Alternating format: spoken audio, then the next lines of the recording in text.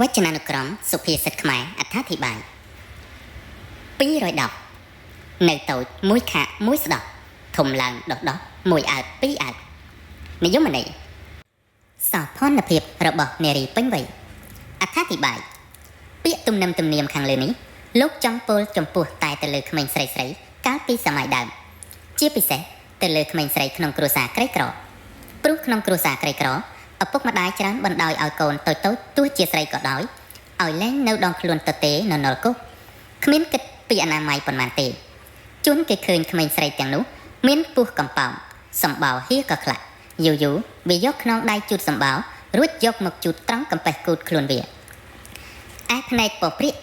មានសត្វមមុងឬសត្វរុយតាមរោមវាមើលទៅគួរឲ្យខ្ពើម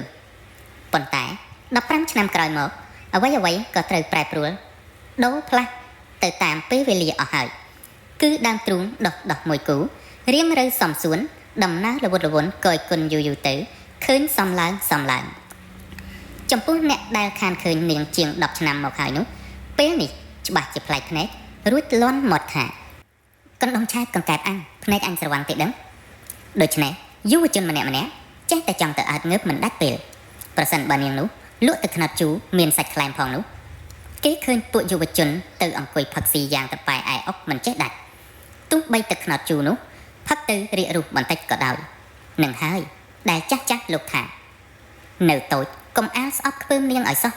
ប្រយ័ត្នតែទ្រូងគេដោះកំឡោះនាំគ្នាឈួត211នំមិនធំជាងនាលនិយមន័យកូនចៅត្រូវស្ថិតក្នុងអំណាចមេបាអត្ថានុរូបនាលគឺជារង្វាស់ឬពុំសម្រាប់ធ្វើនំ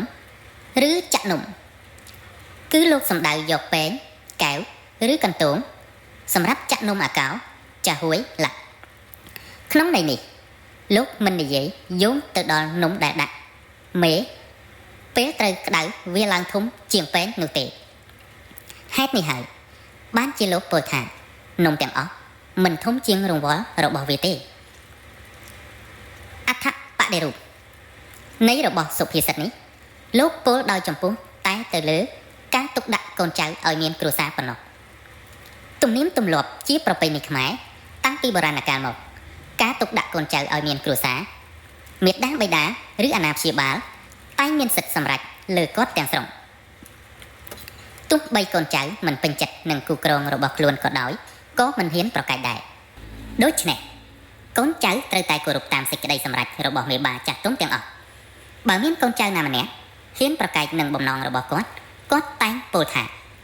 នំមិនធំជាងនាលទេវើយ212នៅផ្ទះម្ដាយទីតីនៅព្រៃម្ដាយជាមួយនិយមន័យត្រូវចេះស្រឡាញ់គ្នានៅពេលឃ្លាតឆ្ងាយពីផ្ទះអត្ថាធិប្បាយការរស់នៅក្នុងគ្រួសារនីមួយៗតែងមានឪពុកម្ដាយទីតីរៀងខ្លួនប៉ុន្តែនៅពេលដែលគេត្រូវឃ្លាតឆ្ងាយពីផ្ទះឬពីគ្រួសារទៅជួបគ្នានៅកន្លែងណាមួយដូចជាទៅរស់នៅក្នុងវត្តដើម្បីរៀនសូត្រឬទៅនៅស្រុកគេដើម្បីទៅរកស៊ីលោកទុកដូចជាទៅនៅព្រៃក្នុងករណីបែបនេះលោកអប់រំថាត្រូវចេះស្រឡាញ់គ្នារាប់អានគ្នាហាក់ដូចសាច់ឈាមបងប្អូនបង្កើតដែលមានឪពុកម្ដាយរួមគ្នាព្រោះគម្លាតឆ្ងាយពីគ្រួសារបែបនេះបើមានអាសន្នអន់ក្រដូចម្ដេចម្ដាគ្មានឪពុកម្ដាយឬបងប្អូនឯណាដឹងទេមានតែគ្នាឯងដែលនៅចិត្តខាងនឹងឯងហើយដែលជួយទុកធុរៈគ្នាឬជួយយកអាសាគ្នាបានភ្លាម213នៅផ្ទះឲ្យស្រះបន្លាអាសាច់ជូនខ្លាទើបនៅស្រុកបាននិយមន័យកិច្ចការពារខ្លួននិងមធ្យោបាយរកសុវត្ថិភាពអត្ថាធិប្បាយនៅផ្ទះឲ្យស្រះបន្លានៅពេលនេះលោកប្រៀបទៅនឹងសម្ព័ន្ធមេត្រីភាពរវាងញាតិមិត្តជិតខាងភូមិផងរបងជាមួយការតាំងទីលំនៅត្រង់កន្លែងណាមួយលោកឲ្យចងមេត្រីទំនាក់ទំនងនិងញាតិមិត្តជិតខាងផងគ្នាឲ្យបានជិតស្និទ្ធព្រោះថាអ្នកនៅជុំវិញផ្ទះនឹងហើយដែលលោកចាត់ទុកដូចជាបន្លាសម្រាប់ធ្វើរបងការពារសុវត្ថិភាពផ្ទះសម្បែងផ្ទុយមកវិញបើផ្ទះនោះហុំព័ទ្ធដោយសម្អប់ផ្ទះនោះទុកដូចជាគ្មានរបងការពារម្ល៉េះហើយរមែងរងនៅការមើលងាយពីបច្ចាមិត្តនិងជាពិសេសពីពួកចៅក្មួយគ្រប់ទិសប្រសិនបើអ្នកនៅជុំវិញសិតសឹងតែជាមិត្តដ៏ល្អឈ្មោះថាគេមានរបងយ៉ាងមាំសម្រាប់ការពារហើយអាសាច់ជូនខ្លាទើបនៅស្រុកបានខ្លានេះនៅពេលនេះលោកប្រៀបប្រដូចទៅនឹងអ្នកមានអំណាចឬអ្នកគ្រប់គ្រងណាម្នាក់ប្រសិនបើគេទៅនៅក្នុងស្រុកភូមិមួយណាហើយ គេមិនបានត្រូវដងត្រូវផ្លែជាមួយអ្នកមានអំណាចឬអ្នកគ្រប់គ្រងនោះទេគឺគេប្រកាសជាពុំអាចរស់នៅបានសុខសាន្តឡើយជាពិសេសគឺអ្នករកស៊ីតែម្ដងដូច្នេះគេត្រូវអាសាច់ជូនខ្លាគឺត្រូវនាំផលប្រយោជន៍ឬនាំសួយសារអាករជាជំនួនចូលទៅលោកធំម្នាក់នោះសំដោយពាក្យគេថាអាសាច់ជូនខ្លាទើបរកស៊ីស្រុកផ្សារបានពី14នឹងលើរង្គើក្រោមនិយមន័យគំនិតលាក់ពុតរបស់ជនខិលខូចអត្ថាធិប្បាយមនុស្សដែលមានពុតត្បិតខិលខូចតែងលាក់គំនិតអាក្រក់របស់ខ្លួននិងប្រើគ្រប់អិរិយាបថរបស់ខ្លួនក្នុងន័យខាងលើនេះជនលាក់ពុតធ្វើរឹកនឹងថឹងសុភាពរៀបសារទន់ភ្លន់ត្រឹមត្រូវដើម្បីក្លែងបន្លំភ្នែកសាធារណជនឲ្យជឿឲ្យទុកចិត្តលើគេថាជាមនុស្សប្រកបដោយគុណធម៌ខ្ពស់គេសង្កេតឃើញអ្នកខ្លះស្លៀកសពាក់សខ្លះក៏ធ្វើរឹករៀបព្រំទុំស្រគត់ស្រគំបន្លំភ្នែកបរិស័ទឲ្យគេយល់ច្រឡំថាខ្លួនជាអ្នកប្រព្រឹត្តនៅព្រហ្មចរិយធម៌ប៉ុន្តែការពិតគេជាមនុស្សពោពេញទៅដោយការបោកប្រាស់តាក់ទាញយកផលប្រយោជន៍ពីអ្នកណាដែលពុំបានត្រេះរិះពិចារណាឲ្យគ្រប់ជ្រុងជ្រោយដូច្នេះហើយបានជាលោកថាការវាយតម្លៃមនុស្សត្រឹមតែសម្បកក្រៅពិតជាពុំត្រឹមត្រូវឡើយពី15និយាយយប់បន្ទប់ព្រៃនិយាយថ្ងៃចិញ្ចាំងមានត្រជានិយមន័យត្រូវប្រុងប្រយ័ត្នមាត់ក្នុងការនិយាយរឿងសម្ងាត់អត្ថាធិប្បាយលោកពោលថានិយាយយប់បន្ទប់ព្រៃគឺក្នុងន័យឲ្យប្រុងប្រយ័ត្នការនិយាយស្ដីកិច្ចការអាថ៌កំបាំងនៅក្នុងពេលយប់ព្រោះពេលយប់ងងឹតគេមិនអាចដឹងថាមានមនុស្សនៅឆ្ងាយឬជិតចាំលបស្ដាប់ការសម្ងាត់ដែលយើងនិយាយនោះទេហេតុនេះហើយបានជាលោកពោលថាបើនិយាយការសម្ងាត់ក្នុងពេលយប់គឺដូចជាយកព្រៃធ្វើបន្ទប់ដូច្នេះគេមិនអាចបិទបាំងការសម្ងាត់នោះបានឡើយផ្ទុយទៅវិញបើគេនិយាយការសម្ងាត់នៅពេលថ្ងៃវិញក៏លោកឲ្យប្រយ័ត្នដែរព្រោះគេមិនអាចដឹងបានថានៅឯម្ខាងជញ្ជាំងអត់មនុស្សឬមានមនុស្សចាំលបស្ដាប់កិច្ចការអាថ៌កំបាំងឬមានគេឮនៅរឿងដែលយើងនិយាយដូច្នេះទោះគេនិយាយពេលយប់ក្តីពេលថ្ងៃក្តីលោកឲ្យរវាងប្រុងប្រយ័ត្នទាំងអស់ពី16នាងរត់រកអ្នកមេខាតលាក់រត់រកអាបាក់ទុនសានិយមន័យប្តីប្រពន្ធដែលមាននិស្ស័យកម្មត្រូវគ្នាអត្ថាធិប្បាយពាក្យទំនៀមបុរាណនេះលោកចង់ពោលទៅដល់គូប្តីប្រពន្ធណាដែលមានកិរិយាមាយាទសមស្របគ្នាធម្មតាមនុស្សដែលមានចិត្តគំនិតប្រហាក់ប្រហែលគ្នានិស្ស័យកម្មក៏ប្រហាក់ប្រហែលគ្នាដែរដូច្នេះគេតែងតែរត់រកគ្នារួចចង់ស្ពានមេត្រីទៅនឹងគ្នានាងរត់រកអ្នកស្ត្រីដែលប្រកបដោយចរិយាមាយាទល្អរមែងគប់ចិត្តនឹងបុរសណាដែលមានគុណធម៌ខ្ពស់និងឧត្តមគតិល្អប្រសើរគឺជាសភាពបុរសដែលមានកិរិយាមាយាទថ្លៃថ្នូរឯសភាពបុរសវិញក៏តែងគប់អធ្យាស្រ័យនិងសភាពនារីដូចខាងលើនេះដែរហេតុនេះហើយបានជាលោកពោលថានាងរត់រកអ្នកមេខាតលាក់រត់រកអាបាក់ទុនសាស្ត្រីដែលមានកិរិយាមាយាទមិនល្អគ្មានសណ្ដាប់ធ្នាប់ខ្ជះខ្ជាយក្នុងការងាររលេះរលោះពុំសមរម្យខ្លួនជាស្រីដែលចាស់ទុំតែងជេរថាស្រីកញ្ជើធ្លុះស្រីដែលមានលក្ខណៈបែបនេះតែងពេញចិត្តនឹងបរោះកញ្ជើធ្លាយដែលលោកប្រៀបប្រដូចទៅនឹងកំបិតបាក់ទុនសាព្រោះកំបិតបាក់ទុនសាមិនមានពន្លួញដាក់ដងកើតទេធម្មតាកំបិតដែលគ្មានដងទោះបីកាប់អ្វីក៏ពុំកើតដែរបើកាប់បានបន្តិចបន្តួចក៏ទាំងត្រដាបត្រដួសអត្តចរិតបុគ្គលិកលក្ខណៈរបស់មនុស្សដែលមាននិស្ស័យប្រហាក់ប្រហែលគ្នាតែងតែរត់រកគ្នាជានិច្ចនារីមានលក្ខតែងប្រាថ្នានៅបុរសណាល្អពុនរាយស្រីកញ្ជើធ្លុះប្រុសកញ្ជើធ្លាយតែងវិចសំភាយរត់រកគ្នាពី17នាងតៃស្មាតាងស៊ីរះសងខាងមិនឲ្យខ្នេះចិត្តនិយមន័យល្បិចស្រីដែលយកប្តីម្ដងពីរអត្ថាធិប្បាយពាក្យទំនៀមនេះលោកពោលសម្ដៅទៅលើស្ត្រីម្នាក់ដែលយកប្តីម្ដងពីរហើយចេះផ្គប់គុណប្តីទាំងពីរនាក់នោះមិនឲ្យទាស់តែងខ្វែងគំនិតគ្នាបាន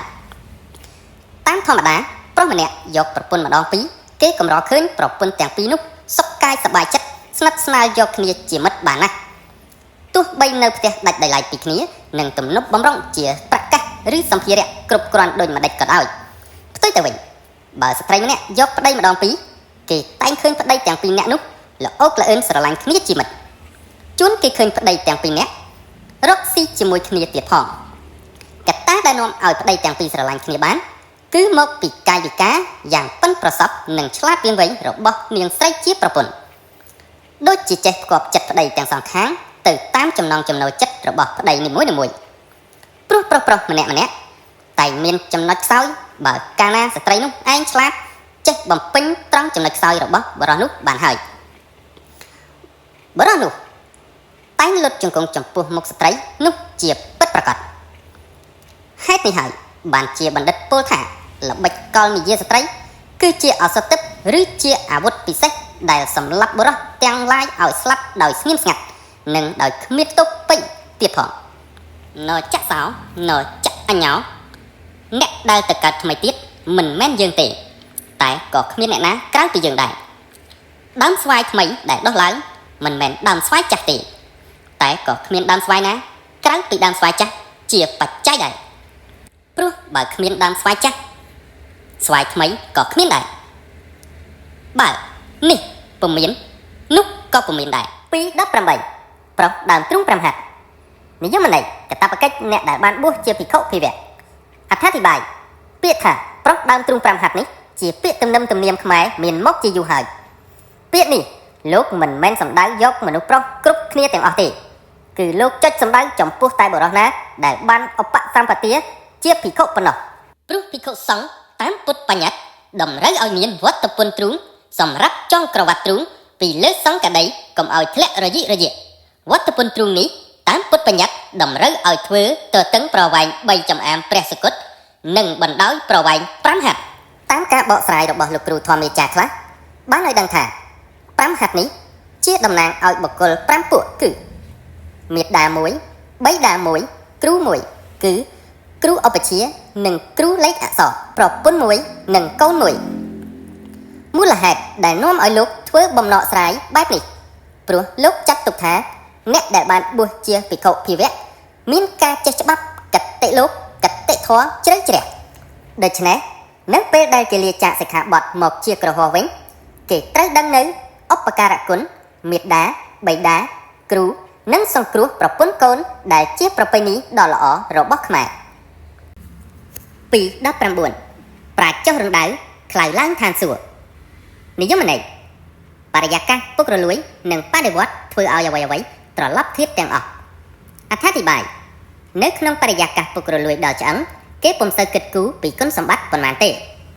គឺគេយកសម្ភារៈឬលុយកាក់ជាធំជាចម្បងលើសអ្វីៗទាំងអស់ដូច្នេះមនុស្សអវិជ្ជាក៏ដោយឲ្យតែមានលុយគឺអាចទិញសញ្ញាបត្របុណ្យស័ក្តិឬមុខតំណែងខ្ពស់បានរីឯអ្នកចេះដឹងគឺពួកអ្នកប្រាជ្ញបញ្ញវន្តដោយអាងមានចំណេះដឹងនិងសមត្ថភាពពេញខ្លួនមិនចាំបាច់សោកប៉ាន់គេនោះច្បាស់ជាអង្គុយកេះក្រចកនៅគៀនជញ្ជាំងដែលលោកថាអ្នកប្រាជ្ញចុះរណ្ដៅហើយម្យ៉ាងទៀតនៅពេលប្រទេសជាតិមានបដិវត្តម្ដងអ្វីត្រូវប្រែប្រួលត្រឡប់ត្រលិនខុសទម្លាប់ទាំងអស់ដូចជាគេយកមនុស្សចេះដឹងបញ្ញវន្តបណ្ឌិតវិស្វករលក្ខទៅសម្លាប់ពេញរណ្ដៅរួចហើយពួកវាបន្ទប់មនុស្សអវិជ្ជាចោល500ដែលធ្លាប់តែលួចគោទៅលក់ឲ្យបរទេសឲ្យឡើងកាន់តំណែងធំខ្ពស់ព្រោះពួកថ្មិលឥតសាសនានេះឥតត្រូវការអ្នកចេះដឹងទេមានពួកខ្មែរក្រហមជាដើមហេតុនេះហើយបានជាលោកថាប្រាជ្ញចុះរណ្ដៅខ្លៅឡើងឋានសួគ៌220បងបោយមិនមើលប្រាណដាំជើងក្រានមិនប្រមាណឆ្នាំនិយមន័យ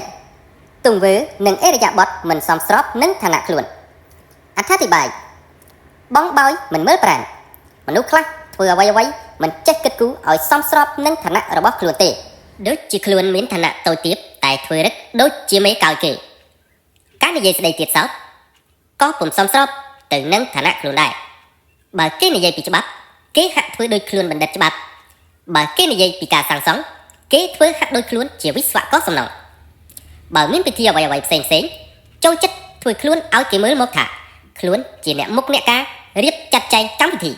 ដាំជើងក្រានមិនប្រមាណឆ្នាំក្នុងន័យនេះក៏មានខ្លឹមសារដូចខាងលើដែរគ្រាន់តែលោកពោលប្រៀបធៀបបែបជាអត្ថបដិរូបប៉ុណ្ណោះព្រោះអ្នកដែលរៀបកំណល់ធ្វើជើងក្រានមិនបានគិតដល់ទំហំឆ្នាំតូចឬធំនោះគឺជាមនុស្សល្ងងខ្លៅមិនចេះប្រមាណក្នុងការងារ221បាតដៃក៏សាច់ខ្នងដៃក៏សាច់និយមន័យសម្រាប់សេចក្តីមិនបានព្រោះញាតទាំងពីរខាងអត្ថាធិប្បាយអត្ថានុរូបសាច់គឺជាបឋមវិធាតុនៃរាងកាយរបស់មនុស្សនិងសត្វបន្ទាប់ពីស្បែកទៅស្រោបឆ្អឹងដូច្នេះបើគេលើកបាតដៃឡើងមើលគេឃើញថាបាតដៃក៏មានសាច់ ខ្នងដៃក៏មានសាច់ម្យ៉ាងទៀតសាច់គឺជាសញ្ញាណសម្គាល់នៃញាតិពន្ធផងដែរដូចជាសាច់ញាតិសាច់សាលោហិតជាដើមអត្ថបដិរូបពាក្យថាសាច់នៅពេលនេះសំដៅយកសាច់ញាតិឬសាច់សាលោហិតខ្លឹមសារក្នុងនិយមន័យខាងលើនេះបំណងលោកអ្នកបង្កើតពាក្យនេះឡើងគឺក្នុងការអ្វីដែលនិយាយមិនចេញនឹងកាត់សេចក្តីឬសម្រេចក្តីឲ្យទៅជាយ៉ាងណាពុំកើតដោយសារទើសទាល់ព្រោះខាងស្ដាំក៏បងប្អូនខាងឆ្វេងក៏បងប្អូនឬថាខាងនេះក៏សាច់ខាងនោះក៏សាច់ដូច្នេះមិនដឹងជាត្រូវថាឲ្យខាងណាត្រូវខាងណាខុសបានឡើយម្យ៉ាងទៀតប្រសិនបើដឹងថាខាងនេះត្រូវខាងនោះខុសក៏នៅតែសម្រេចសេចក្តីឲ្យខាងណាត្រូវខាងណាខុសពុំបានដែរករណីបែបនេះហើយដែលលោកពោលថាបាត់ដៃក៏សាច់ខ្នងដៃក៏សាច់222បើល្ងងកុំចង់ធ្វើចេះបើអត់តម្រេះកុំចង់ធ្វើធំនិយមន័យកុំចង់ធ្វើអ្វីឲ្យហួសសមត្ថភាពខ្លួនអត្ថាធិប្បាយបើល្ងងកុំចង់ធ្វើចេះសឹងតែជាការធម្មតាទៅហើយមនុស្សល្ងងមិនដែលដឹងថាខ្លួនឯងល្ងងទេបើសិនជាដឹងក៏ព្យាយាមបិទបាំងនៅភាពអវិជ្ជារបស់ខ្លួនដោយខំប្រឹងធ្វើរឹកជាអ្នកណាស់ការនិយាយស្ដីក៏ខំប្រឹងបញ្ចេញនៅវោហារស័ព្ទមេតប្រាយឲ្យគេអួតថាខ្លួនគ្រាន់បើពូកែនិយាយមិនចេះអស់ពាក្យប៉ុន្តែអ្នកដែលគេចេះដឹងច្រើនជាងគេស្ដាប់ទៅគេដឹងភ្លាមថាមនុស្សនេះនិយាយគ្មានវគ្គគ្មានឃ្លាវល់ដដែលដូចគេអមទូកក្នុងបឹងដូច្នេះវាគ្មានចេះអីវាទេមុននឹងវានិយាយបានប៉ុណ្ណឹងគឺវាសួរគេច្រើនអ្នកណាស់ហើយខំប្រឹងទន្ទិញមិនស្ទើរដែរបើអត់តម្រេះកុំចង់ធ្វើធំខ្លឹមសារនៃពំនោលនេះក៏មានន័យប្រហាក់ប្រហែលនឹងពំនោលខាងលើដែរគឺលោកពោលទប់ស្កាត់មនុស្សអវិជ្ជាកុំឲ្យជ្រួលច្របល់ចង់ធ្វើធំមិនស្គាល់សមត្ថភាពខ្លួនខ្លាំងពេកព្រោះមនុស្សអវិជ្ជាតែងមានមហិច្ឆតាស្ទុះស្ទាត្រហេតុត្រហប់ចង់បានស័ក្តិឬមុខតំណែងធំណាស់ប្រសិនបើបានធ្វើធំហើយគឺក្រាញ់ននៀលតោងស្អិតខំស្មៅមិនងាយរបេះទេព្រោះដឹងខ្លួនថាបើឲ្យរបេះក៏មិនងាយឡើងវិញបានដែរ223បើមិនជួយជោគជួយចៅកុំយកជើងរាទឹកនិយមន័យបើមិនបានជួយធ្វើការគេកុំមកធ្វើឲ្យយឺតការងារគេអត្ថាធិប្បាយអត្ថានុរូបទុកតូចធំកាលណាធ្វើដំណើរទៅមុខបានលុះត្រាតែគេដោលគេអ៊ំឬចៅដូច្នេះអ្នកដែលត្រូវធ្វើឲ្យទូកមានចលនាទៅមុខបានគឺប្រឹងបញ្ចេញពលកម្មខ្លាំងណាស់និងហត់ខ្លាំងណាស់ដែរឯអ្នកដែលនៅស្ងៀមកណ្ដាលទូកកុំយកជើងដាក់ក្នុងទឹកនាំឲ្យស្ទះឬកាត់បន្ថយល្បឿនរបស់ទូកអត្ថបដិរូបទង្វើអ្វីមួយដែលគេកំពុងធ្វើបើមិនបានជួយធ្វើគេទេកុំទៅមានយោបល់ជំទាវកិច្ចការគេទុកឲ្យគេធ្វើតាមដំណើរគេទៅចុះដូចជាអ្នកខ្លះពេលគេធ្វើកិច្ចការរួចរាល់ហើយទើបទៅនិយាយថាធ្វើបែបនេះមិនល្អមិនត្រូវគឺខុសយ៉ាងនេះយ៉ាងនោះខ្លះទៀតពេលគេកំពុងធ្វើដើរទៅឈររបៀបជាបន្ទោសគេថាធ្វើខុសបែបបត់ធ្វើបែបនេះវិញទើបត្រឹមត្រូវ